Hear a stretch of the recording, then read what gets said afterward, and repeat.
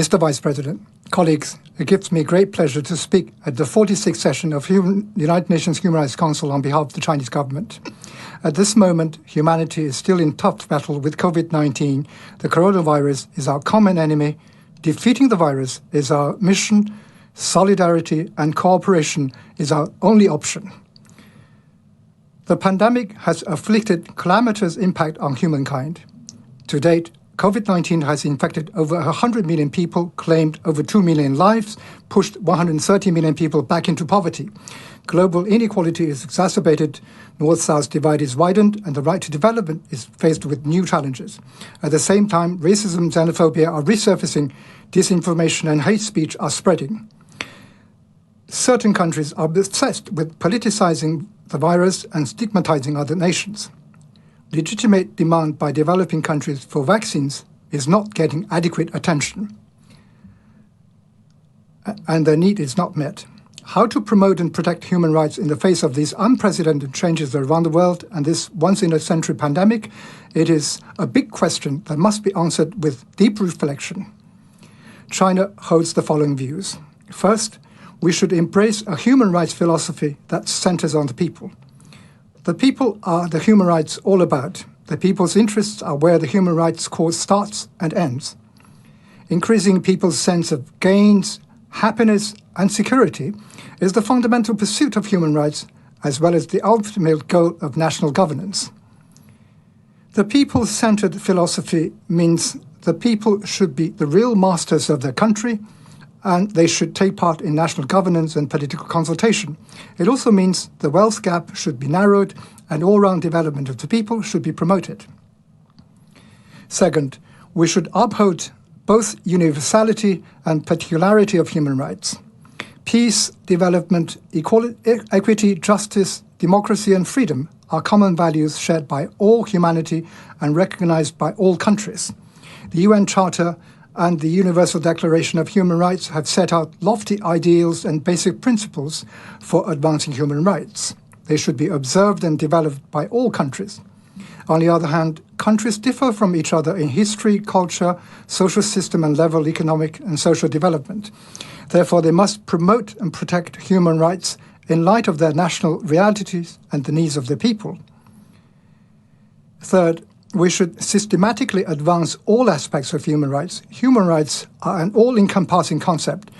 They include civil, political rights, as well as economic and social cultural rights. Among them, the rights to subsistence and development are the basic human rights of paramount importance. We should take coordinated, integrated, multi-pronged steps to advance all aspects of human rights in all dimensions and fields throughout the whole process. The scope of human rights is constantly evolving. The right to health and the environmental right should also be given more prominence. Fourth, we should continue to promote international dialogue and cooperation on human rights. Promoting human rights is a common cause for us all. Global human rights governance should be advanced through consultation among all countries, and the benefits of human rights progress should be shared by all people of all countries. Human rights are not a monopoly by a small number of countries. Still less should be used as a tool to pressure other countries and meddle in their internal affairs. All countries should abide by the purpose and principles of the UN Charter, carry out human rights exchange and cooperation on the basis of equality and mutual respect, and jointly promote the sound development of the international human rights cause. Colleagues, this year is extremely important for China. We will celebrate the 100th anniversary of the Communist Party of China, CPC, and start the new journey toward fully building a modern socialist country. Under the CPC's leadership, we have embarked on the path of socialism with Chinese characteristics, which is widely endorsed by our people, and found the path of human rights development that suits China's national conditions and needs.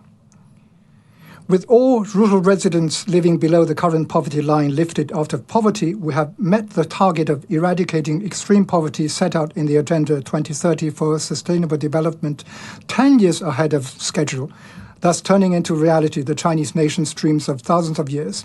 It is a milestone in our human rights achievement. China's poverty eradication is not just about higher income and living standards. More importantly, it is also about ensuring everyone's rights to education, healthcare, and housing. China has put in place the world's largest social security system covering elderly care, healthcare, subsistence allowance, and housing. With its GDP exceeding 100 trillion RMB yuan and long-term social stability, China has laid a solid foundation for advancing its human rights cause. Faced with the sudden onslaught of COVID-19, the Chinese government has followed the people-first approach, put the safety and health of every person front and center, and made every effort to safeguard the life and dignity of the people. We also launched a global emergency humanitarian campaign, the largest of its kind since the founding of New China, to extending a helping hand to the countries and international organizations in need. It was one of our concrete steps to honor our commitment to building a global community of health for all. Vaccine concerns the rights to health, subsistence, and development of people, hence the priority of our current endeavors. Global distribution of vaccines must be fair and, in particular, accessible and affordable to developing countries. As the first country to pledge make vaccines a global public good, notwithstanding difficulties at home, China is providing free vaccines to 53 countries in need and exporting vaccines to 22 countries who have made purchasing requests. The overwhelming majority of these countries are developing countries. We hope that all countries that have the capacity will join hands and make due contributions. Colleagues, China supports more exchange and cooperation on human rights in the principle of mutual respect. We oppose using double standards to make slanderous attacks on other countries, and we also oppose using human rights as an excuse to interfere in other countries' internal affairs. Xinjiang-related issues are in essence about countering violent terrorism and separatism. The Xinjiang region of China has been earnestly implementing the UN Plan of Action to prevent violent extremism, drawing on other similar practices of other countries, and taking de-radicalizing measures in accordance with law. All this is fully consistent with the principles and spirit of the UN Global Counterterrorism Strategy. Thanks to the efforts of local people of all ethnic groups, there has been no violent terrorist case for more than 4 years in a row in Xinjiang. The region now enjoys social stability and sound development momentum. The local people are living a safe and happy life.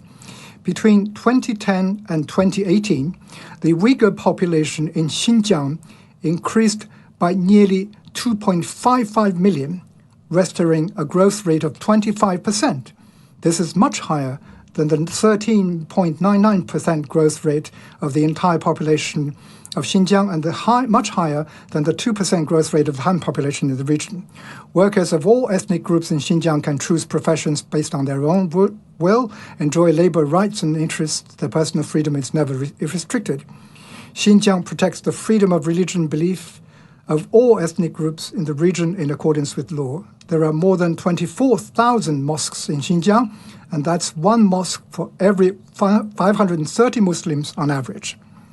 These basic facts show that there has never been so-called genocide, forced labor, or religious oppression in Xinjiang.